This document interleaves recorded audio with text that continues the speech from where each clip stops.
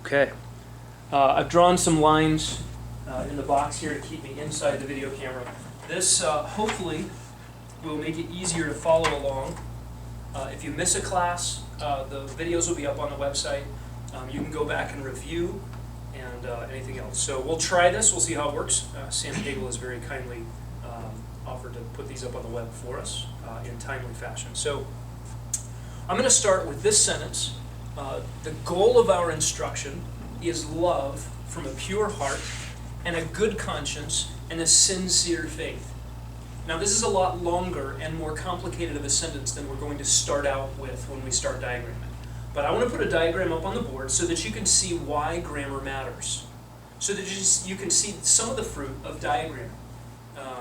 And so one of the questions I had in just approaching this verse, when Paul says to Timothy, the goal of our instruction is love from a pure heart and a good conscience and a sincere faith. Does he have in mind three things? Like, why do we teach? Why do we teach truth from the Word? Why do we want to understand the Word of God? Is it so that we can have, number one, love from a pure heart, and number two, a good conscience, and number three, a sincere faith? You know, that's a really nice sermon outline. Is that the goal? These three things, love from a pure heart, a good conscience, and a sincere faith? Or does Paul have in mind the goal of our instruction is love? What kind of love? Love, number one, from a pure heart. Love from, number one, a pure heart. Number two, love from a good conscience. And number three, love from a sincere faith. Do you see the difference? Do you see why it matters? We want to find out which one it is. We are committed, when we study the Bible, to single meaning. To single meaning. In other words, the Bible doesn't mean both of those things.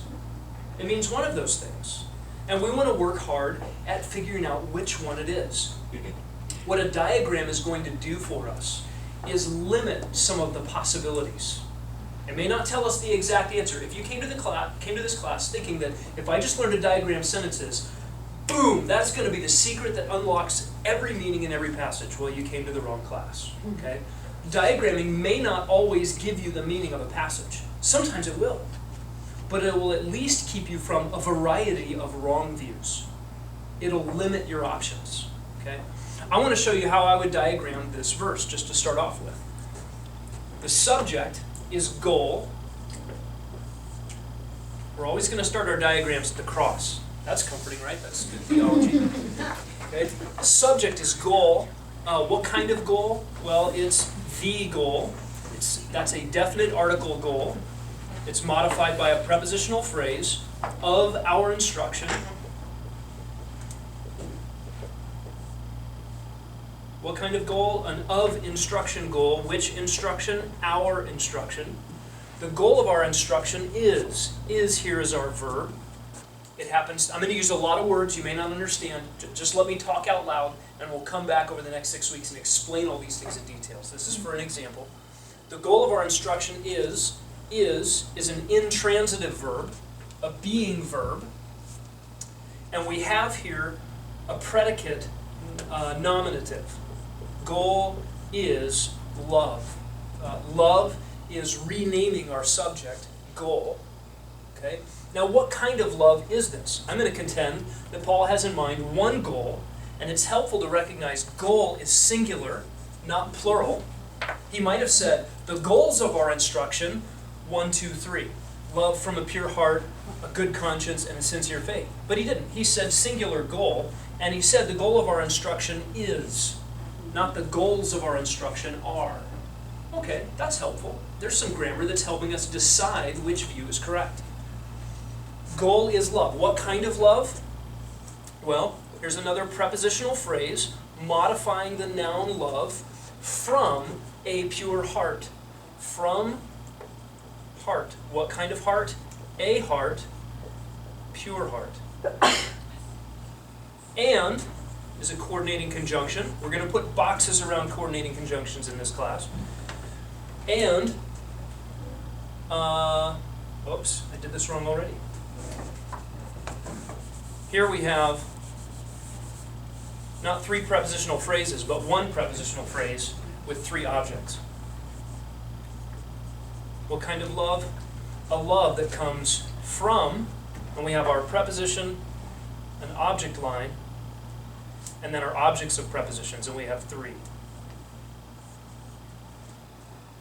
From a heart. What kind of heart? A pure heart. And our conjunction is going to go in between that and our next object of a prepositional phrase, conscience. What kind of conscience? A good conscience. Another and conjunction, a sincere faith. A sincere. Okay, what the diagramming process made me do is account for every single word in the verse and the relationship of every word to every other word in the verse. So now that we've got our diagram, I'm going to talk it through. What is the main point of this verse? Goal is love. Goal is love. Does everybody see that? The top line just tells you what this verse is about. You don't have to make it up. You don't have to try to decide what is the theme. I see some words here that I really like. Sincerity. I think this passage is about sincerity because, I really like sincerity. I've got a great illustration for sincere. No, that's not the point of the passage. Well, I think the point of the passage is conscience.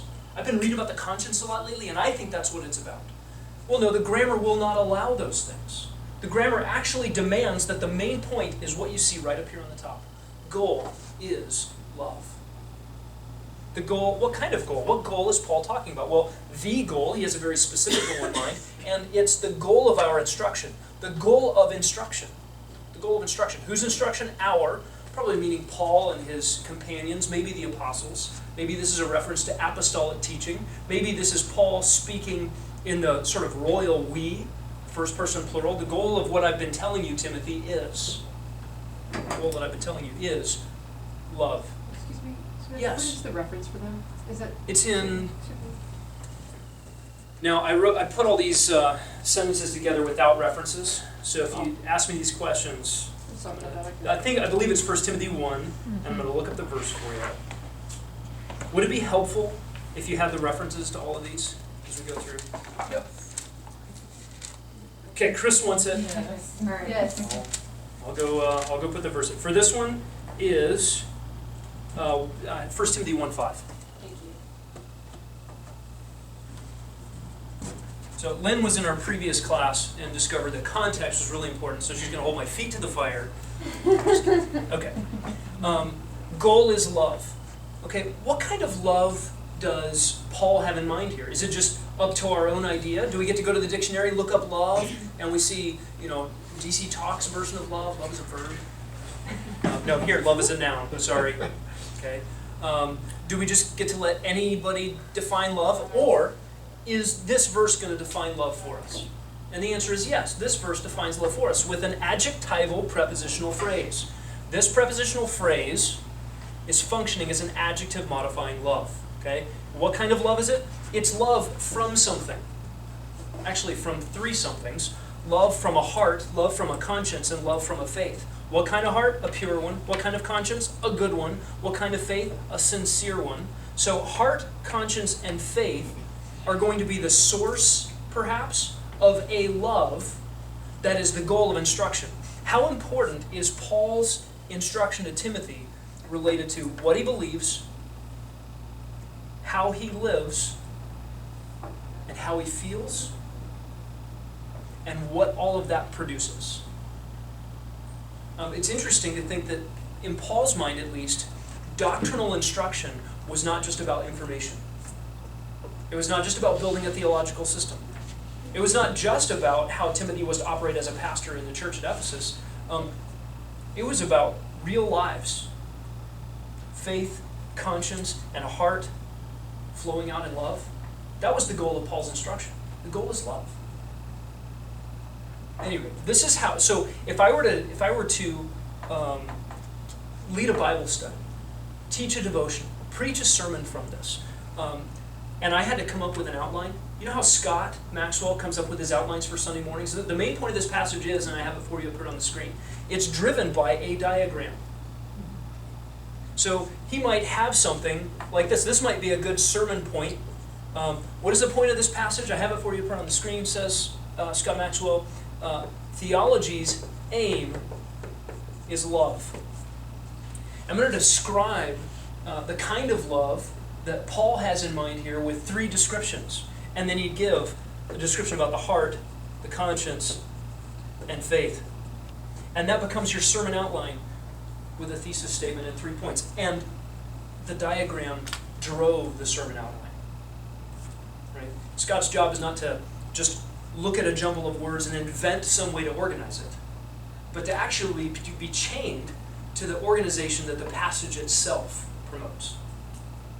And I think that is what good expository preaching is. You are putting forth, expositing, putting forth the meaning of the text. And that meaning is grounded not just in what can I find out about these individual words, but that meaning is grounded in how do these words relate to each other in this passage.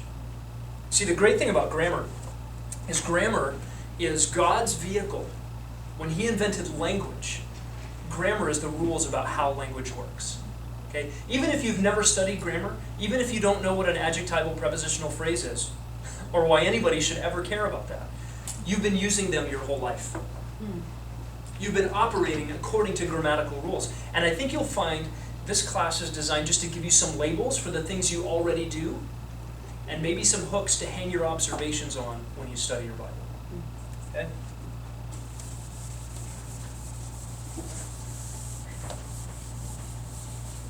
Can I ask you a question, Sven? Yes. Before you ask that question, I want to re-encourage those who are discouraged by at least writing our next verse up on the board. Okay, Chris, go ahead and ask that question. So if you wanted to take scripture by looking at say prepositional phrases, is doing the diagram like you did a good way to check to see if your phrases are correct? I mean, the way I've never seen that, like just circle, you said there's your phrase. Yes. Is that a good way to kind of double check your work by doing the diagram? After I do are you checking, what work are you talking about checking the diagram with? So say I want to mark out all of the phrases. Oh, yes, okay. So what Chris is referring to is if you have bare text. I haven't gotten to prepositional phrases yet. Will you save that question? Okay. Absolutely. If I remember. Okay. Write it down. That is part of what we'll talk about when we get to prepositional phrases. Okay. And yes, I'll use the diagram to check what I've marked out, Okay. and I'm using what I've marked out to check the diagram. It's kind of back and forth. Lynn? I hope I don't drive you crazy, but I need to connect the first class to this class. Yes. So if we were going to attack a passage, remember the stuff that you taught us in the first class? You would say, all right, what kind of literature is it? Is it historical? Is it? You would want us to identify the type. You would want us to identify the author. You would want us to identify the audience. All that before we do this. Like, I'm just getting an idea. Are we going broad, Not necessarily. narrow? Don't No. have to. We can just go ahead and go in. You can just, I tend to diagram things in my mind as I read them, because understanding grammatical structures just makes you a better reader. Okay. You don't have to know everything there is to know about the historical context before you do this.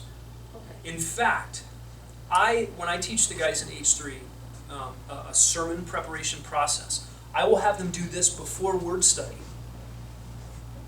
To get general understanding. Before word study. And I hope this will be clear the more we go through the class, but I believe that the grammatical relationships of words to each other, how the words are connected to each other, is going to be more helpful for the meaning than the dictionary definitions of words, right? I can go to the dictionary definition of the word love, and I can get a noun, and I can get a verb. And under a noun, I can get all kinds of definitions. Under the verb, I can get all kinds of definitions.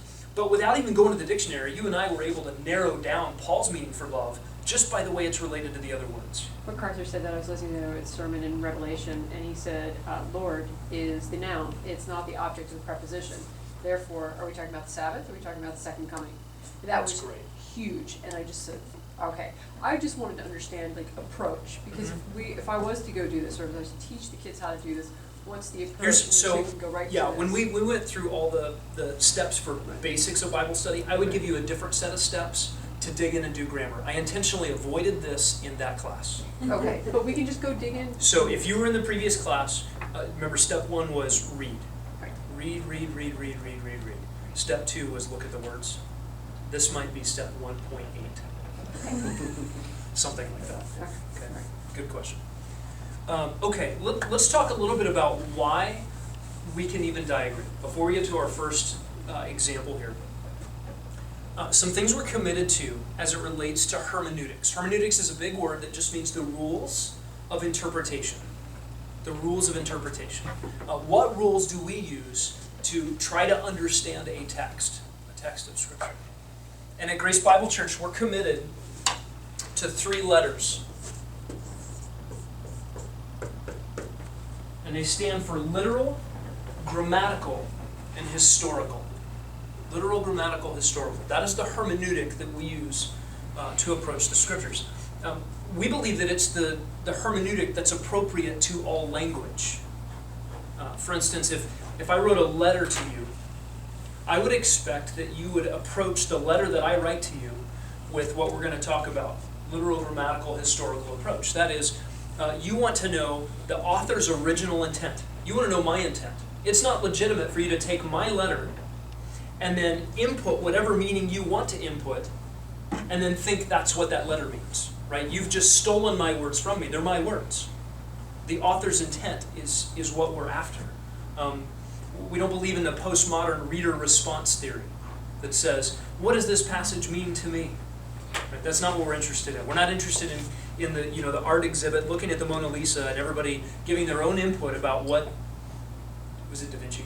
What Da Vinci was, what this painting means. No, we're more interested in what did Da Vinci mean by it. Okay, and in the text of Scripture, that's far more important. What did God mean by His words? Think about how careless and how audacious we are when we actually take a verse of Scripture and don't even think to ask God, what did you mean by this? And we run headlong into whatever we think we want it to mean. Right? That's not humble. I don't think that's the approach to Scripture that God wants us to have. Isaiah 66, this is the one to whom I will look, he who trembles at my word. That is, we have a reverence for these words because they come from God. So we want to work hard to get His intent. And so we'll look at literally what he means. We mean by literal just the words that are used. We want to look at the actual words. You see, the Bible was breathed out by God down to the very word level, down to the letters that were used in the words. Every single piece of the Scriptures was breathed out by God and is therefore authoritative, in keeping with His character, useful for teaching, etc. If the Bible only contained the words of God in sort of general ideas, then we couldn't dig down to the details. We wouldn't be on good ground of authority looking at the details. But God actually conveyed His truth through grammatical structures, through actual words, through the words used. So we want to look up what the words mean. That's the L part, literal, grammatical, historical. What do the words mean? We don't mean by literal a sort of wooden literalism, right? The trees of the field shall clap their hands. Okay, we don't mean that trees have sprouted hands and are applauding. There's a metaphor there. And literal, grammatical, historical hermeneutic accounts for metaphors. Sometimes people will make fun of our hermeneutics and say, well, when Jesus said He was a door, you don't mean like a plank of wood, do you? No. It's in keeping with literal, grammatical, historical hermeneutics to have things like metaphors. Okay? So, but literal just means we're looking at the words. We care what the words that God used are. We don't replace them with other words. With the G in literal, grammatical, historical, we mean the grammatical relationships. How are those words related to each other? That will be the focus of this class. And then by historical, we want to know the historical setting, the historical context. What did the passage mean? Because that's all it's ever going to mean. You can't make a passage of Scripture mean something that it never meant. Right? What did God mean? And who wrote it? To whom was it written? What was the historical setting? Again, all going back to the author's intent. And when we say author, sometimes we'll talk about little a author like Paul. Sometimes we talk about capital A author, meaning God. In the Bible, you have dual authorship. Holy men of old spoke, borne along by the Holy Spirit. They spoke from God. So, all of these things, the literal, grammatical, historical, hermeneutic, with the intent to get God's intended meaning, leads us to do something as crazy as diagramming sentences. When I was in 8th grade, I thought it was just, oh, this is kind of cool. It's kind of fun. It's like putting together a puzzle. I am not like everybody else. Not everybody responded to 8th grade sentence diagramming like I did, and a lot of people never even had 8th grade sentence diagram. I think I like diagramming because Mr. Burbridge was cool. He wore a diver's watch, he had long blonde hair, and he wandered out in the desert and found cool stuff. So anything he did I thought was cool. He happened to teach us diagramming, and it ended up getting me through graduate school. But we have much more incentive than that to diagram. We get to know God's mind. We get to know God's intent in His heart. So diagramming, by the way, I'm going to give all of you some resources, but not yet. Maybe 4 weeks in, I'll give you the book that Chris has, and it is an introduction to English sentence diagramming. There's a reason I'm not going to give it to you yet. I'm also going to give you a cheat sheet which has definitions of things like adjectives, adverbs, nouns, verbs, what's a prepositional phrase, those kinds of things. So you'll have something you can hold on to look at later. What I want to do to begin with is, aside from the cheat sheet, which could be an unfortunate crutch, I just want to talk it through and rehearse things over and over and over and over again so that you start to get it just by doing. Okay, so you'll have the cheat sheet, you'll have the book, but for the first few weeks of this class, we're just going to do. Okay, is that fair? And we'll try to keep it simple and build. So if I'm a step or two past where you're at, stop me. Okay, don't be shy. Diagramming starts at the cross. Everybody with me? Okay? This cross is going to divide what we call the subject from everything that's said about the subject. Okay? On this side, we're going to put our subject, and on this side, we'll put what we call the predicate. Everything that is predicated about the subject goes on the right side of the cross. Now, the subject may have lots of describers, lots of things that describe it, lots of things that modify it. And so you can get all kinds of things on the subject side of things. This can be a big, huge, massive thing. But all of it has to do with the subject. Over on the predicate side, we have essentially the verb and everything that goes along with the verb side. So, subject side, verb side. And you said the thing below it are the things that describe it. So like it'd be like anything describing the subject, anything describing the verbs? Basically, More or less. yes. That's Yep. kind of, okay. Yep. Okay. So in this sentence we have from John chapter 11, I knew the reference on that one. We have two words. You get to pick which one of these is the subject and which one of these is the predicate. What do you think? Jesus. Jerry, level 5 fear, just gave us our first answer. He is boldly gone where no man has gone before. Yes, thank you, Jerry. Yes, Jesus is the subject. Wept is the verb. Okay? Now we're going to talk about parts of speech and function in the sentence. Every word has what we call a part of speech, and then every word will have its function in the sentence. We want to identify both of these. A part of speech, you may have heard these words before, is like a noun, or a verb, or an adjective, or a conjunction. Those are our parts of speech. Well, we're going to start with nouns. Okay, what is a noun? Person, place, or thing. Some people add person, place, thing, or idea, right? Justice. Okay, it's not a person, not a place, it's not a thing, but it is a noun. It's an idea. Okay. Person, place, or thing is fine. So that's a noun. In this case, Jesus is our subject. Part of speech is a noun. Okay. It happens to be a proper noun if it's capitalized. So names. Okay, those are proper nouns. You can just call this a noun. N will be our abbreviation for a noun. Okay? The only part of speech that can function as the subject is a noun, or something acting like a noun. And we can fill in a lot of stuff in there. But functionally, it's got to be something that's a noun, or something that can act like a noun. Okay, so here, Jesus is the noun and the subject. Jesus is the one doing the action. Okay, so what's a noun?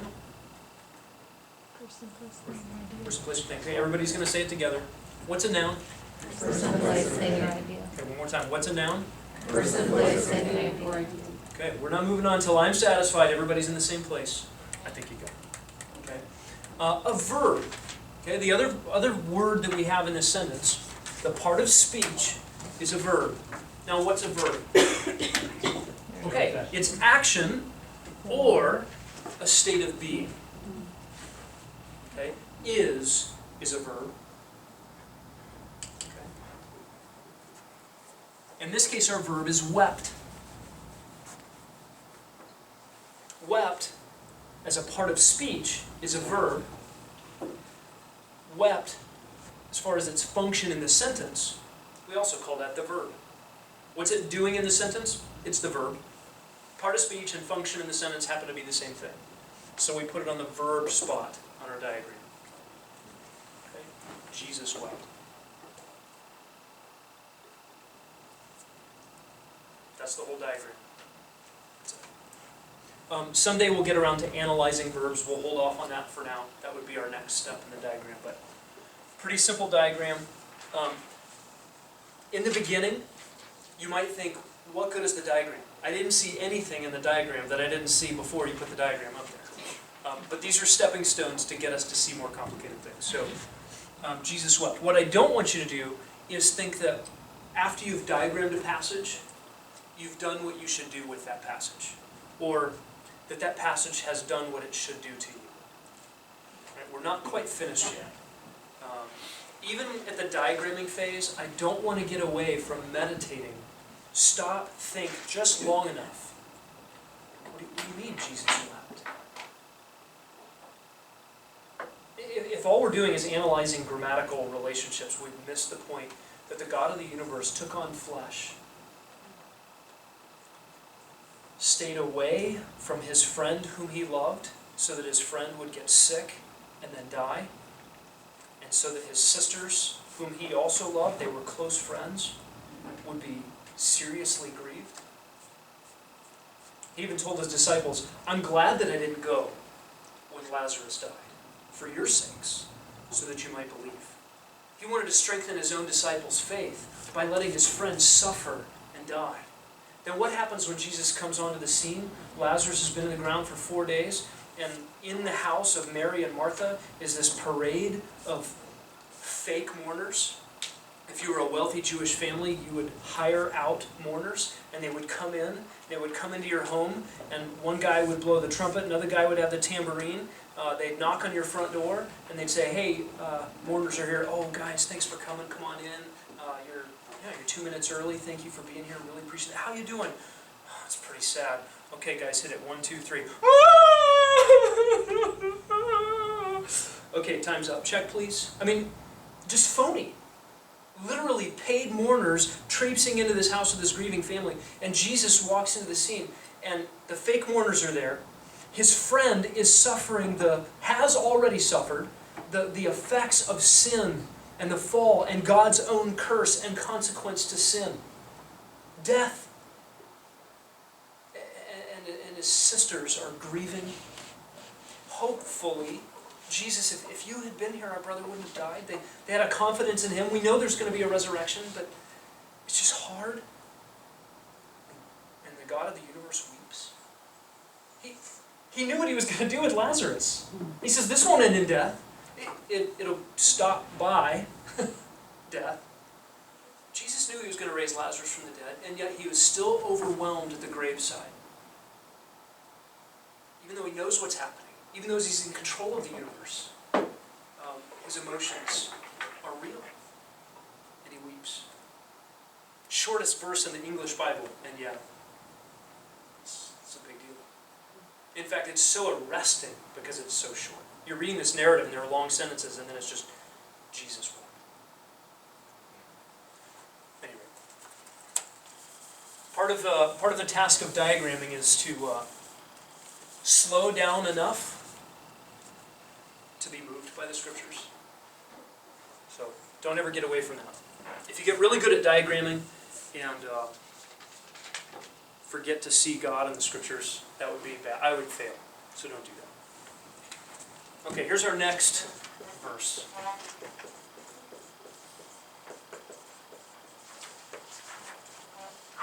God blessed them. God blessed them. Okay, where does the diagram start? At the cross. Everybody with me? Okay. We're going to look for subjects and verbs. That means we need to look for nouns and verbs. Anybody find a verb or a noun? Yeah. Okay. God. Okay, God. No. Okay, noun. Okay, good. And do we have a verb up there somewhere? Blessed. Blessed. Okay, blessed is our verb. What about them? Pronoun. Okay, Mike says it's a pronoun. What is a pronoun? Is that a noun that gets paid? It's a pronoun. A pronoun is a little word that stands in the place of a noun. Okay, what's a noun? Person, place, or thing. Not everybody said it. What's a noun? Person, place, or thing. Okay, good. What's a verb? Action or state Or of being. action or state of being. Action or state of being. Okay? A pronoun is a little word that stands in place of a noun. Okay? Them stands for whoever the them is in that context. And I'm sorry, Lynn, I don't know where I plucked that out of. Okay. What I love to do, eventually in my study of God's Word, we talked about this if you were in the last class, is replace the them with names, whoever it actually is. And you can usually find from the context who the them is. But just remember that a pronoun, it, he, she, we, they, them, those are all pronouns that stand for other things, other nouns. Okay? So here we have a pronoun. And pronouns function in the sentences like nouns do. Okay? Wherever you can use a noun, you can use a pronoun. What's our subject? God. Okay, so it goes in our subject spot. That's our subject spot. Okay, what's our verb? Blessed. It goes in the verb spot. Okay, now we have something else. We have this word them. What is them doing? It's an object. Okay, an object. That's great. The function in the sentence of this word is the direct object. Direct object. By direct object, we mean the word that is taking the action. The word that is receiving the action. The word that the action is being done upon. Okay? And here's where we put the direct object. Subject, verb, object. Subject, verb, object. And it goes behind what we call an object line. An object line. Notice the object line does not penetrate through the main line. It stops right at the line. And behind the object line we put our direct object. Okay? This straight up and down line tells me that this verb is an action verb. Because you can't have a direct object of a to be verb, of a state of being verb. Right? If you said, God is, there's no action that is doing. He's just being something. Okay? So this straight up and down object line tells me that there's action happening, that the subject is doing the action upon the direct object. Them is the direct object. Any questions?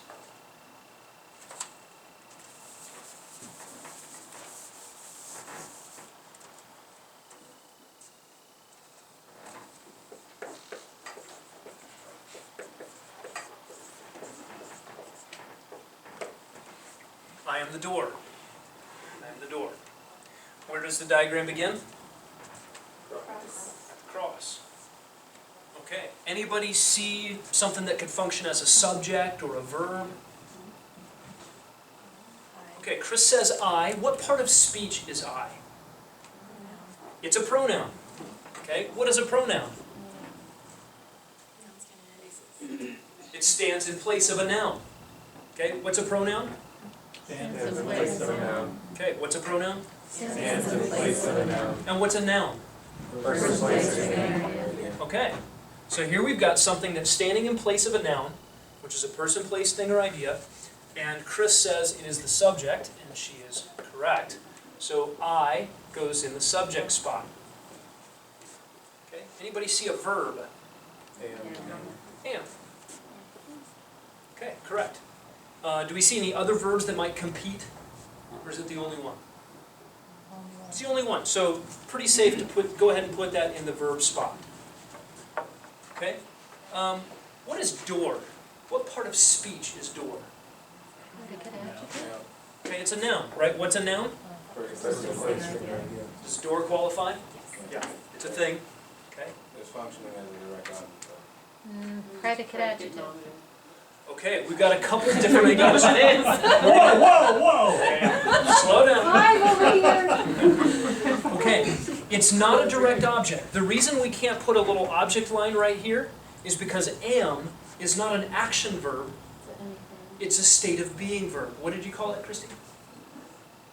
I don't remember. I think it was, These words are it just sounded good, it was convincing.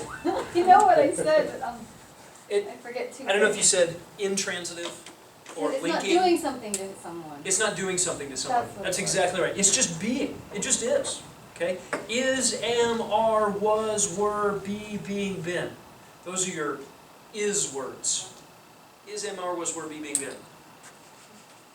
I won't make you repeat those. Am just ams. It just is. Okay? And so we can't put the direct object line. So door is not a direct object. There's not action being done to the door. The door just is something. Am almost functions like an equal sign. We better, if you're a math person, we better do an almost equal sign, okay? A sort of equal sign. And here's what we do with door. Okay? This is what we call a predicate nominative. Predicate nominative. Any guesses on why we call it predicate? Because it's on the predicate side of the cross. That's it. That's the answer. And nominative, as in naming something.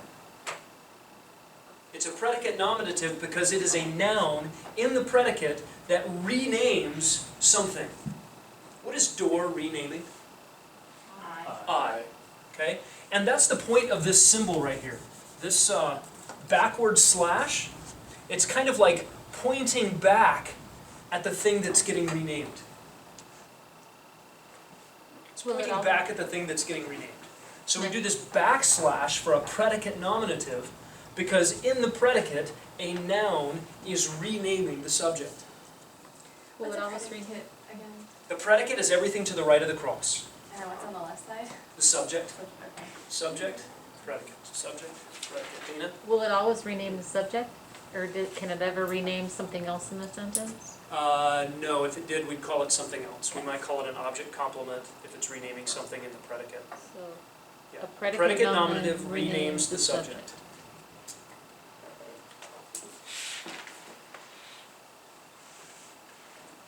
Okay. What is the? That's definitely An article. Okay, it's an article. What's an article? I don't know, it's just a little tiny word. But this one's definite. In English, we have really three articles. A, an, and the. A and an, which is really the same word. Why do you put an N at the end of A on when you use it sometimes? Vowel version. Yeah, in front of a vowel. That's called euphony. That just means we want it to sound better. We don't say apple, because sounds like a machine gun or something. You don't want to say that. So in English we say an apple. An apple. An apple. So we add the N to A, just to make it sound better with vowel words. Okay? But that's the indefinite article. And do you understand the word indefinite? It's like, it's not really definite. I'm not really sure which apple, it's just an apple. But if I said the apple, that's definite. Okay? So your articles are a and the. Okay? Indefinite article, definite article. They're adjectives.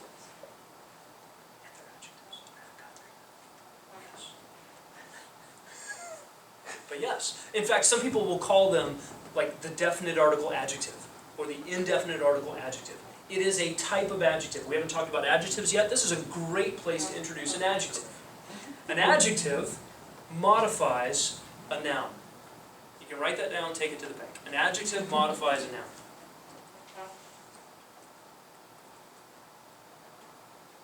Most English rules have exceptions. This one's cool. Okay? An adjective modifies a noun.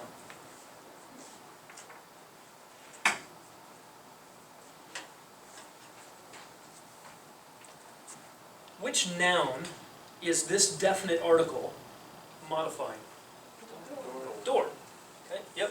Which door is it? The door.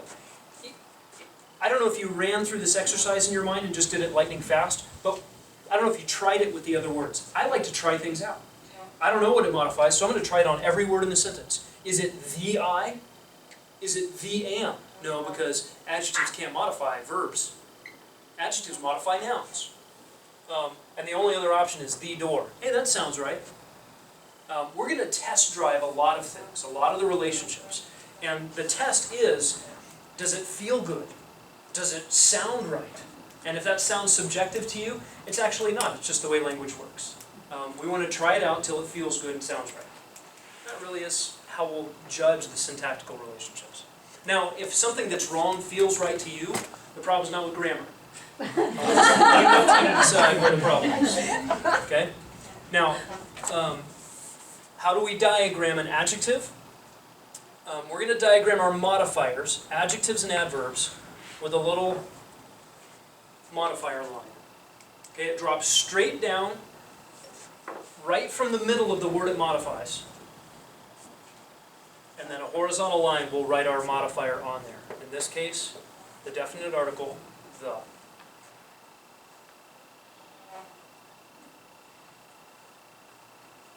Okay. I am the door. By the way, Jesus did not use the indefinite article when he made this claim.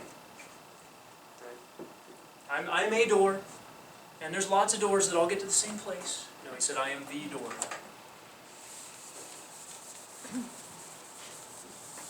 Everybody with me so far? Yes.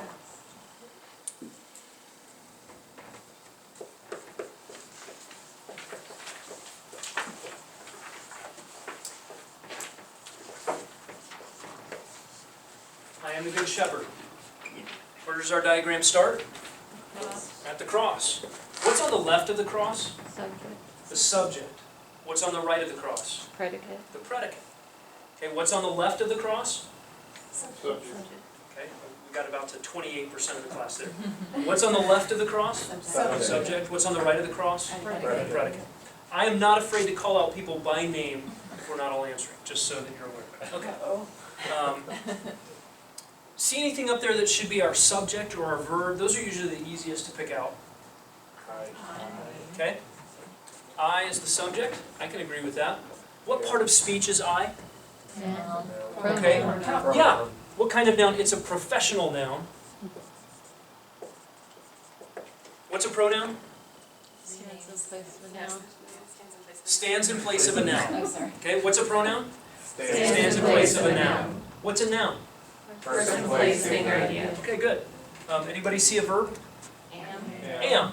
Is this an action verb or a state of being verb? State of being verb. Does a state of being verb take a direct object? No. No. No action is being done. Something is just being. Okay? So that's our verb. Do you see any other parts of speech, words that you recognize? Shepherd. Shepherd is a Is it always? It's a door. Shepherd is a what? Door. All right. Is shepherd always a noun? No. No, be a verb. It can be a verb. Elders shepherd the flock among you. Okay, there it's a verb. So if you went to your dictionary, found out that shepherd means to take care of people in the church, and you just plugged in your definition, you're going to violate the grammar. Okay, the grammar will keep you from making that error. Okay, here, yes, shepherd is a noun. Okay, what's a noun? Person, Good. Okay, what is the? Definite article. What is the? Definitely. Definite article, good. And the definite article functions like what?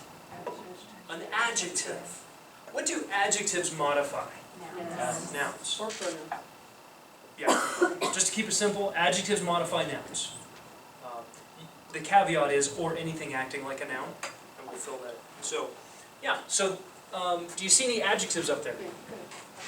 Okay, yeah, we said the definite article is acting like an adjective. It is a kind of adjective, definite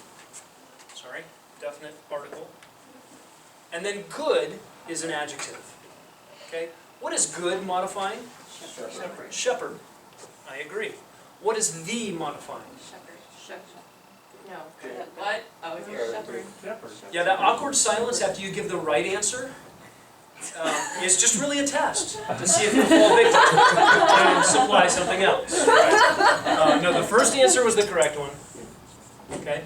The is also modifying shepherd. Why? I'm going to test drive it on all places. Is it the I? No. Is it the am? No. Is it the good? Why can it not be the good? Good's not a It's noun. an adjective. Good's an adjective. And adjectives only modify nouns. Your only choices, really, grammatically, are I and shepherd. So limit your possibilities. And I just doesn't sound right. The I, it's the shepherd. Okay? So, how is shepherd, how is this noun functioning in our sentence? It's being renamed. Predicate nominative. It's renaming the I. It's renaming the subject, and yes, it is a predicate nominative. Remember our symbol for the predicate nominative. Okay? Your predicate nominative goes right after that backslash. I am shepherd. What is the point of this passage? I have it for you up here on the screen. I am shepherd. Okay. Jesus is the shepherd. Now we put our modifiers under here. I like to put the modifiers in the order in which they appear in the text. So I'm going to put the before I put good. That's just a reminder to me which came first in the original word order. The diagram will get the word order kind of Yodified, you know, kind of mixed all up and backwards sometimes. But we're going to drop our modifier right from the middle of the word it modifies. We're going to put our first modifier down there first. It's an adjective, a definite article, modifying shepherd. Which shepherd? The shepherd. What kind of shepherd? Good one.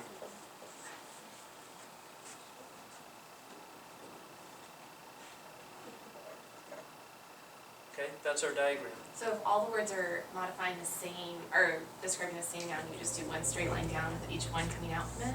Yep. Now this might be different. If some of you have done diagramming before, there are diagrams that will do like this. Like if you have 3 adjectives modifying shepherd, they kind of line them up. Like anybody seen it that way before? The reason I don't like that for diagramming Bible verses is the Apostle Paul.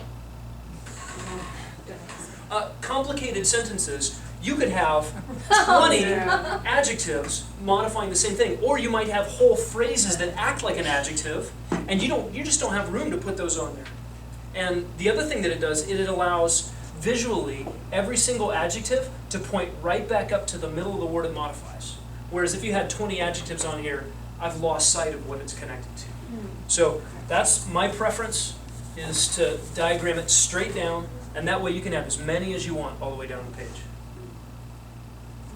It also keeps it organized, because then I have a very simple thing up top. What is the main point?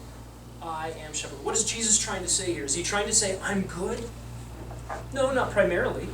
His goodness is in here, but really it's the kind of shepherd that Jesus is that's on display. The main point is Jesus is a shepherd. Now what kind of shepherd is he? Well, he's the shepherd for one. He's not just any old shepherd, but he's also the good shepherd. And in Zechariah, there's the bad shepherd, which is who's gonna deceive the people, and he acts that out. So Yeah, in fact, there's in Ezekiel 37, you have the description of the bad, 34 or 37, you have the description of the bad shepherds of Israel. And in that passage, God says, I, Yahweh, will come and shepherd my people myself. And what happens when God comes in the flesh? Jesus comes and says, I am the good shepherd. It's a fulfillment of God's prophecies that he himself would visit and shepherd his people in the prophet Ezekiel. Very, very important statement that Jesus says this. He's not just throwing out images because you learned what a sheep was, in Sunday school class. This isn't just an image, this is biblical prophetic fulfillment. And it's a very strong statement that the person standing before them was God in the flesh. He was the good shepherd. Okay, next one.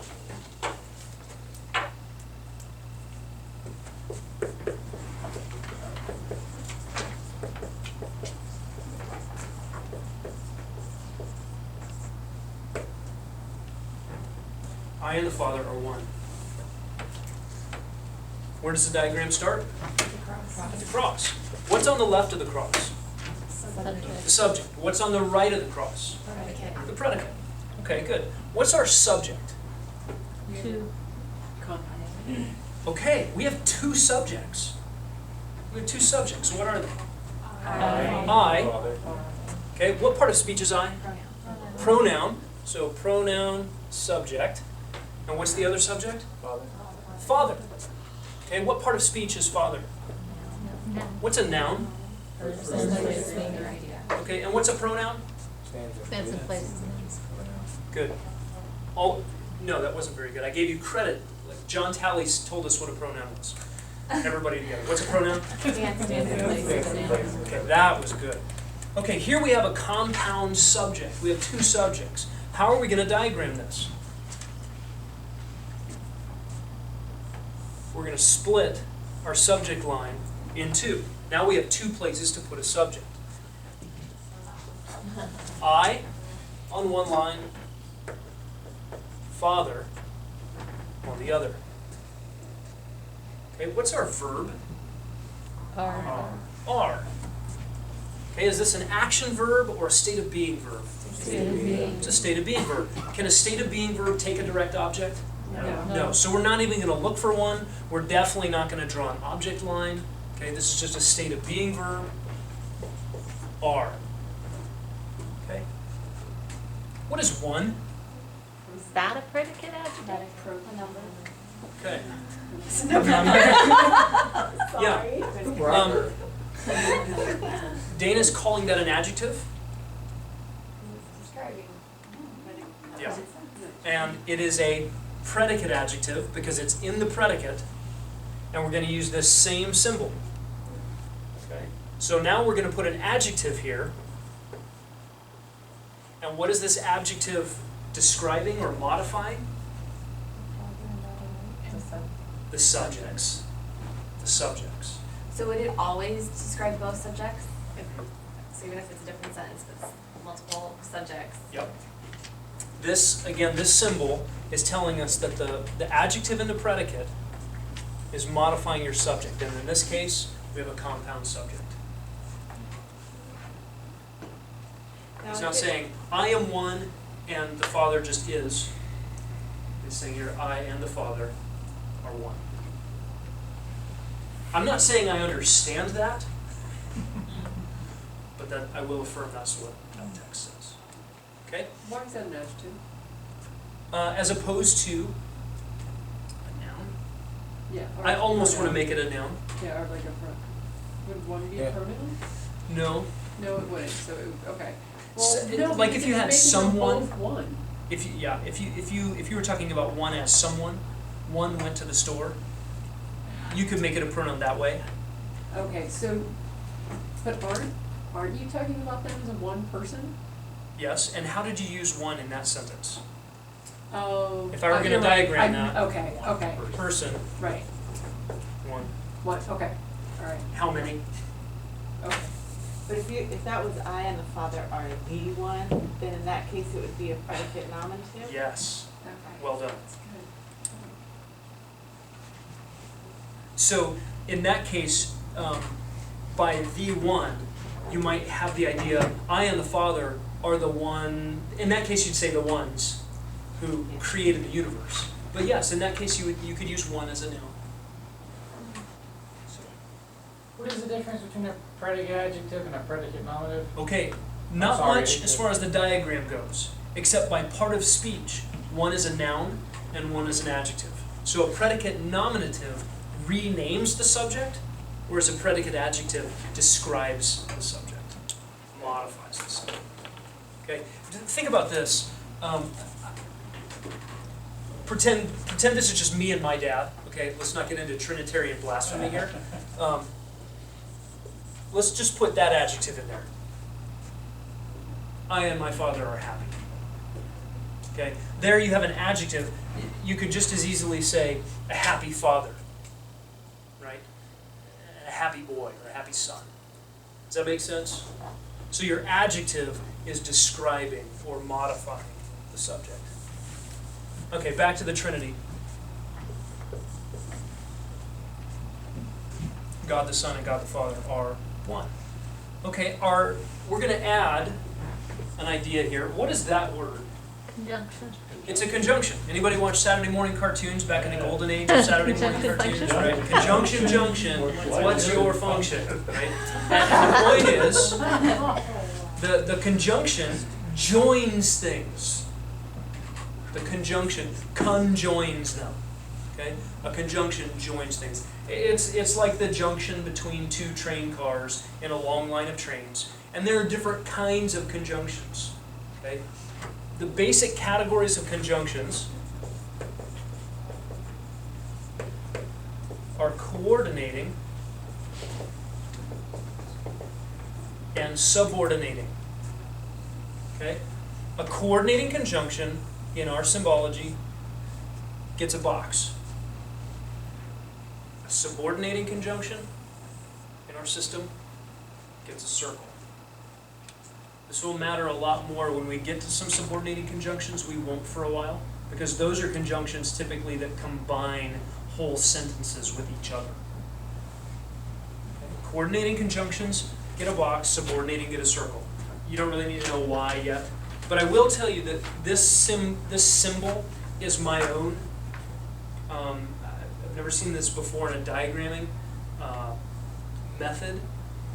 But I am concerned not just to diagram sentences, but to diagram paragraphs and chapters and books. And I want to know how the sentences, how the verses fit together with each other. And the conjunctions tell you so much about the flow of an argument in a book. If I said, and I'll just give you an example, if I said, I'm going to the store, and I'm going to buy bread, and I'm going to eat, and I'm not going to starve. I used and as the conjunction between all of those. And what I essentially did is put all of those sentences on an equal footing. I'm going to the store, and I'm going to buy bread, and I'm going to eat, and I'm not going to starve. Okay, I just put ands in between all of those. I could have said, I'm going to the store so that I can buy bread. What I've just done is subordinated the next sentence to the first one. I'm actually answering the question, why am I going to the store? So that I can buy bread. Well, why do I want to buy bread? So that I can eat. Why do I want to eat? So that I don't starve. Now, what is the main point of this entire passage? I'm going to the store. And everything else is a subordinating idea explaining each subordinating idea above it. Okay, that's ahead of where we're going, but I just want you to understand what we mean by subordinating and coordinating. Okay? For now, we're only going to deal with coordinating conjunctions, and they get a box. Yes, ma'am? Will you just give me a quick definition of coordinating conjunction? Yep. Easier than a definition, Okay. I'll give you the ones we use. Okay. And, or, but, nor. Okay. What's a coordinating conjunction? And, or, but, nor. In English, those are your coordinating conjunctions. And, or, but, and nor. And you'll get a feel for how they're used as we go along.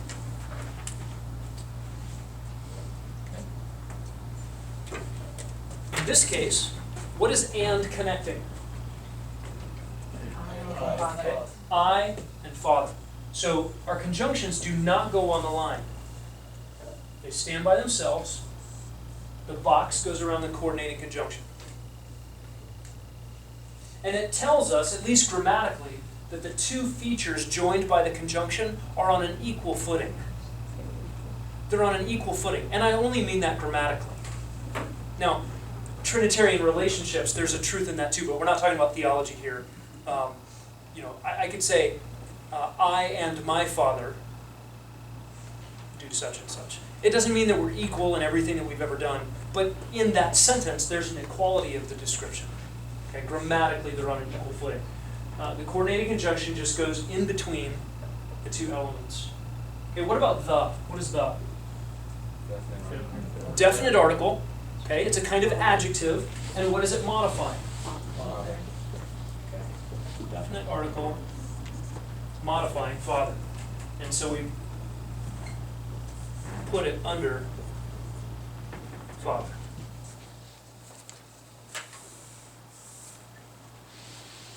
Okay, so that's our diagram. I and the father are one. You can begin to see how we do multiple subjects. You're going to apply this same principle if we do multiple direct objects, multiple verbs. We can just split the line and have as many as we want. You could have 20 subjects to one verb if you wanted to. Would you look on the predicate side then, like if there was, could there be more than one renaming of the same thing? Yes. So, Becky and Janet lived at the same house and ate the same food and played with the same kids or whatever. So yes. Yes. So then you would just do like the lines. Mm-hmm. On Yeah, that so side. in that case, you would have, if you wanted to have multiple predicate I adjectives. gotcha. So then You would do okay. Okay? Think about what you know already since we started this class. We need more paper. Okay? If I gave you a sentence, Just not Romans 1. I'm not going to give you any words.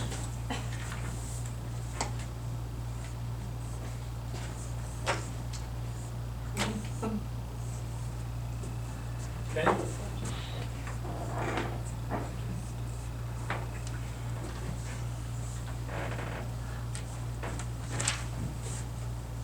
Oops.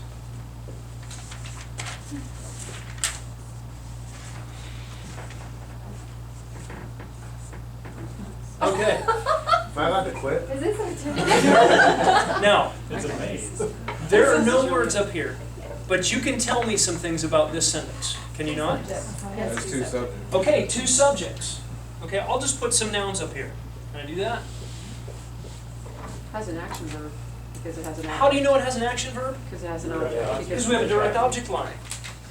Okay, I'm going to put an action up there. As a. Don't think computer bits. Dog. Think Oh, you teeth. already put the word dog. Yeah. The kid. Okay. Oh, you want to give me an object? The Sure, kid? That's several just objects. unkind. The man and the dog, but the Okay. kid. So. Okay. Yeah. Etc. And we can fill it in. What goes here? According to you. And or but or. Nor. Same thing. man. Okay. Yeah. Probably and. Oh, you could say or. If you were doing an investigation. I mean, what if we did this? What if we did indefinite articles? A man or a dog. Okay, now we've got some mystery. Okay. Bit. The mailman. Playing Clue? Lucy. I mean, you could put all kinds of stuff in there. You know? A bone and Greg. I don't know. Greg. Okay? So, without any words, you already had some grammatical features figured out. And you could eliminate possible meanings. So, we're just gonna keep adding to this. That was not a Bible verse, by the way. I'm gonna try to stick to Bible verses.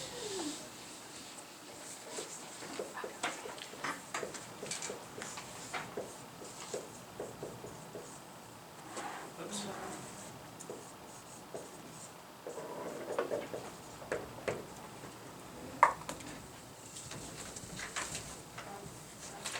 Have to come up. You do. Your very own Vanna White. You want us to diagram it now?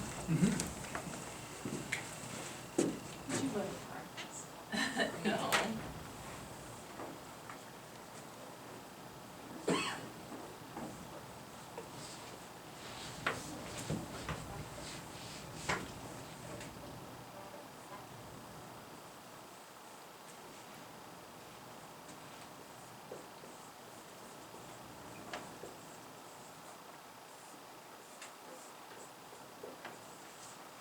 Okay, thank you. Anybody disagree? Anybody not understand? Our subject is crowd. It's a noun. Can crowd be used as another part of speech? Yes. Yeah, you can use crowd as a verb. Don't crowd. Yeah, don't crowd me. Okay. In this case, the grammatical relationships have demanded that this be a noun, and it's our subject. Our verb is followed. We have a pronoun is our direct object. We have an indefinite article. And another adjective. What is large modifying? Crowd. What is a modifying? Crowd. Why is a not modifying large? It's not a noun. Okay, it's not a noun. What's a noun? Idea. What's a pronoun? Stands It's like like a a noun. noun. What is an adjective? Describes Okay, modifies a noun. Okay, great.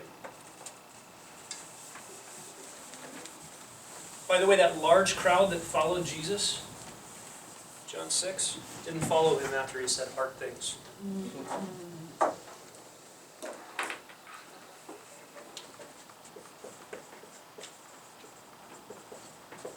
Are those both John passages? I am shepherd, the good shepherd, and I and the Father are one. They're both in John, right? John 17? A lot of these are from John. Okay. Okay, you search the scriptures. Where does our diagram begin? What's our subject? You. What part of speech is it? It's a pronoun. What's a pronoun? Okay, good. What's the verb? Okay. Is search always a verb? No. Okay. What else can it function as? It It could be a noun. Search party. It can be an adjective. Or we ended the search. It can be a noun. In this case, it's our verb. You search. Is this an action verb or a state of being verb? It's an action. What is the direct object? Scriptures. Okay. How is the functioning? Definitely. Okay. Definite article. Modifying scriptures. Okay. Let's talk about verbs for a second. When we look at verbs, I think we have time to do this. When we look at verbs, we're going to analyze several features of a verb. We're going to analyze tense, voice, and mood. So you're gonna talk about this being imperative? So Lynn says this is an imperative, meaning a command. Okay? You search the scriptures. Okay? Anybody have a different take? I don't think that's it. Statement. Okay? What if it's just a statement? Hey, you guys search the scriptures, but the scriptures actually tell you about me. Okay? In this context, it happens to be what we call an indicative. Just a statement of fact. Okay? I'm going to give you some categories. We're not going to go through all the meanings of these. But tense is essentially your time. Past, present, future. And we'll talk about more time elements later. Voice is active. Your only choices are active or passive. In English, those are your only choices. Active and passive. When we say that a verb is active, we mean that it can take a direct object. That means the subject is doing the action. The subject is doing the action. Okay? By passive, we mean the subject is having the action done to it. Wait, say that again. Okay? If something is passive, think about you being passive. You're not doing the action's being done to you. Okay? It's the difference of Chris hit Becky, or Becky was hit by Chris. Becky was hit by Chris is passive. Becky's the subject, but the action's being done to you. Gotcha. Becky hit back would be active. Okay? How could you turn this sentence into a passive? Scriptures are searched. Okay, the scriptures were searched by you. Or you were searched by the scriptures. Living and active, sharper than any two-edged sword. Able to penetrate. Okay. Yes, the scriptures were searched by you would be the way to turn that into a passive. The mood, in English we're going to talk about 4 categories of mood. These have more technical names. For now, you can just go statement of fact, a question,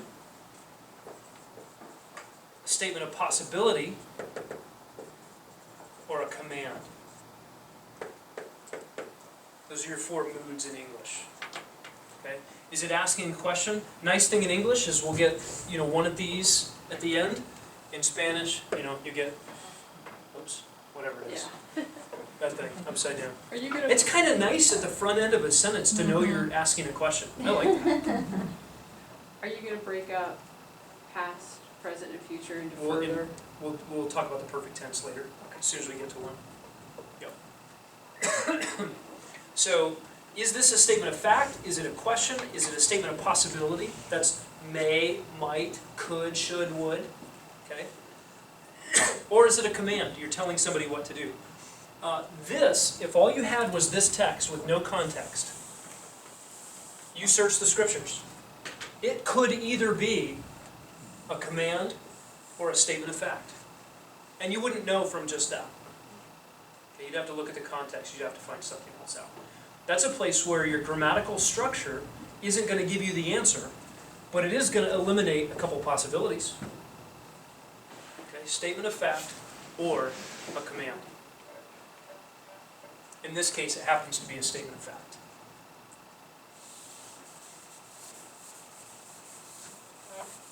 Okay, we'll do one more.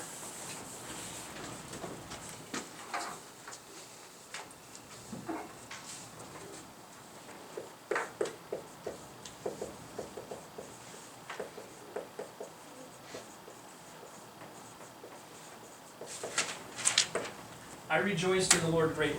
This one comes out of Philippians, I remember that much. I rejoiced in the Lord greatly. Where does the diagram start? What's on the left of the cross? The subject's on the left of the cross. What's on the right? The predicate. Okay, what is your subject here in this sentence? I. I. Correct. What is I as a part of speech? Pronoun. It's a pronoun. What's a pronoun? Tends of place in that. Takes the place of a noun. Takes the place of a noun. What's a noun? Person, place, thing, idea. Good. Person, place, thing, or idea. Okay, what's our verb? Rejoice. Rejoiced. I agree with that. What is a verb? Action or state. Okay, which one is this? Is this action or a state of being? Action. Okay, it's action. Does this take a direct object? No. Okay, not all action words take a direct object. Okay, do you remember our very first sentence we diagrammed? Yes. Jesus wept. Was there a direct object? No, we only had 2 words. Okay, Jesus wept. Wasn't a state of being, it was action. You could have said Jesus wept tears, and then you'd have a direct object. But an action word doesn't have to take a direct object. In this case, we've got our subject and our verb, and then we've got a bunch of other words. What in the world? Any ideas? Prepositional phrase. Okay, In the Lord greatly. Okay, Lynn says prepositional phrase. I'm going to introduce to you this concept. Prepositional phrases, when we're looking at bare text, I like to take parentheses around a prepositional phrase and get it out of the way. Okay, we're going to mark it off, we're going to set it aside. Okay, what is a prepositional phrase? Well, let's start with just what is a phrase. Okay, a phrase is, here's your definition, a group of words. Group of words. Okay, that's going to be different than a clause. Clause is a group of words with complete predication. Phrases are much easier. Just a group of words. Phrase is a group of words. Clause is a group of words with complete predication. So for instance, you have a complete subject and predicate.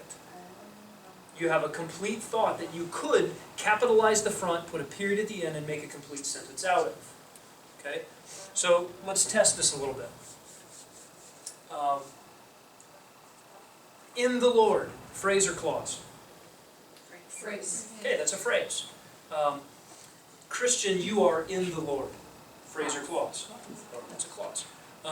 Walking down the street, phrase or clause? Phrase. Chewing gum while walking down the street and listening to my iPod, phrase or clause? Phrase. Okay, there's a lot of words, but it wasn't complete. It's like I'm waiting for something. Walking down the street, chewing gum, listening to my iPod. What? What? I don't even know what to finish that with. I tripped. Okay, walking down the street, chewing gum, listening to my iPod, clearly can't do three things at the same time. I tripped. And now you have complete predication, you could say you have a clause. But a phrase is just a group of words. What about this one? Stop. Phrase or clause? Clause. Why? Where's my complete predication? Okay. With a simple command like that, you is implied. Okay, we'll show you how to diagram this in a little bit. So I rejoiced in the Lord greatly. We have this thing right here called a prepositional phrase. It's a prepositional phrase because it begins with a preposition and it ends with a noun that is the object of the preposition. Okay? And what's a preposition? Becky asks the timeless question, what is a preposition? I honestly don't know. If you look it up in the dictionary, what is a preposition? If you look it up on Wikipedia, the best you get is a word that describes a relationship. Okay. I don't know. On your cheat sheet that I'm going to give you in a few weeks is a list of prepositions. Honestly, your best bet is just to feel them. Learn them, observe them, feel them, see how they're used. A lot of your spatial relationships are prepositions. In the house, out of the house, through the house, around the house, over the house, under the house, beside the house, on the house. Okay? Some of your prepositions are multi-word prepositions, like according to. According to is a preposition. I know it's two words, but that is a preposition. Okay, you will get a list of prepositions. For now, we're just going to sort of feel them out. I'm going to give you one rule you can bank on. Of is always a preposition. In a language that's filled with exceptions and nuances and caveats, of is always a preposition. Okay. Here's the rules on prepositional phrases. In order for something to qualify as a prepositional phrase, it has to have a preposition, and it has to have an object of a preposition. Okay? In order for a word to count as a preposition, it must have a prepositional phrase. Okay? You can never have a preposition just standing by itself. You can never just have a preposition hanging, dangling, sitting all alone without a prepositional phrase. Okay? And the prepositional phrase begins with the preposition and ends with the object of the preposition. And all the stuff in between it is part of the prepositional phrase. So the reason in the text we put these parentheses around it, it means that everything inside this fence is off limits. You can't use anything inside the prepositional phrase as a subject, as an adjective modifying something outside of it. You can't use anything in here as a direct object or a verb. Anything inside the prepositional phrase is fenced off and belongs only to the prepositional phrase. And this whole prepositional phrase functions as a unit. You can't tear it apart. What grammar has put together, let no man separate. So, that leaves one word. We'll get back to how is this prepositional phrase functioning in a moment. But you have in as a preposition, Lord as a noun and the object of the preposition, and the as your definite article modifying Lord. Why can the not modify I or any other word? It's off limits. Because it's off limits. It only makes sense with Lord, but sometimes you'll get some confusing ones, and you got to keep it inside the fences. Okay? The whole prepositional phrase functions as a unit. Greatly. Any ideas on greatly? Adverb. What's an adverb? Describes a verb. Modifies. Adverbs modify verbs. Adverbs. Adverbs An adjective. and adjectives. Okay. Let me back up. What do adjectives modify? No. Nouns. What do adverbs modify? Verbs, adjectives, and other adverbs. Okay? If I said the blue dog, dog is a noun, blue is an adjective modifying dog. If I said the very blue dog, very is an adverb modifying the adjective blue. Very is not modifying dog. It's not a very dog, right? It's a very blue. It's a blue dog. Okay? Is it true that most of the time adverbs end in ly, or is that kind of a myth? Often, yes. It's not an absolute rule. It's not as good as of is always a preposition. That's a good rule. But very often, very oftenly. Okay? So, you've told me that adverbs modify verbs, adjectives, and other adverbs. What is greatly modifying? Rejoiced. Okay, you're telling me this is an adverb modifying our verb rejoiced. We're going to do the same thing, same symbol as our other modifiers. Greatly. Okay? It's going to tell me how Paul rejoiced. Paul rejoiced greatly. What kind of rejoicing was it? Greatly rejoicing. Okay? Now, in the Lord, I told you this prepositional phrase is going to act as a unit. Prepositional phrases can either act as adjectives or adverbs.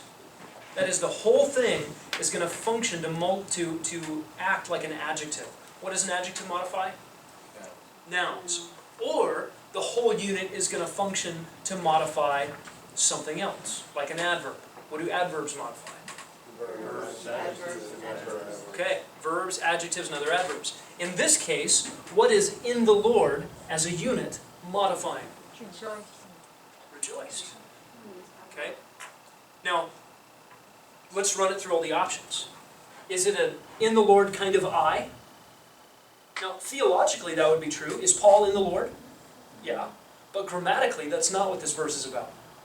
Okay? That's, by the way, you can see the danger of trying to interpret your Bible theologically rather than starting with the grammatical relationships. And you could preach a great sermon about Paul being in the Lord and be using the words in this text, but missing God's point. Right? Is it a in the Lord kind of rejoicing? Yeah, that's what you told me. So I'm going to put it down here as an adverbial prepositional phrase. An adverbial prepositional phrase. That is, this prepositional phrase is functioning like an adverb. And it's modifying our main verb. I rejoiced, and here's how we diagram it. Preposition, object line, we've seen that symbol before, right? Object line, and then the object of the preposition. And then that lets us put our modifiers under what they modify. In this case, our definite article under Lord. So basically, when you have a prepositional phrase, once you know where to put it, then you would just do the same kind of diagram to that one phrase. That's exactly right. Okay. Ed, have you ever seen it where the preposition goes like that, and then Is there a reason why you don't do it Yes, that way? because, again, if I'm doing diagonal lines, I don't have a way to put more diagonal lines. And when I get to the Apostle Paul, and he's got 16 prepositional phrases modifying the same subject, I run out of room and it's confusing. And Mr. Burbridge in 8th grade told me to use straight lines. He was cool. And And he was cool. to get back to your earlier point, you probably would have done in the Lord above greatly. Yes. Because that's how it appears. You're right. Yeah. Yeah, I like to keep the word order the same as much as I can. I would reverse these two. Thank you, Mike. And so if you move the prepositional phrase to the front and said, in the Lord, comma, I rejoice greatly, then in that case, with the prepositional I'd phrase, still diagram it this It's way. still telling you that it's relating to how he rejoiced. If I change the sentence to, I, Paul, the one who is in the Lord, rejoice greatly, then yes, all of that stuff would end up on the subject line.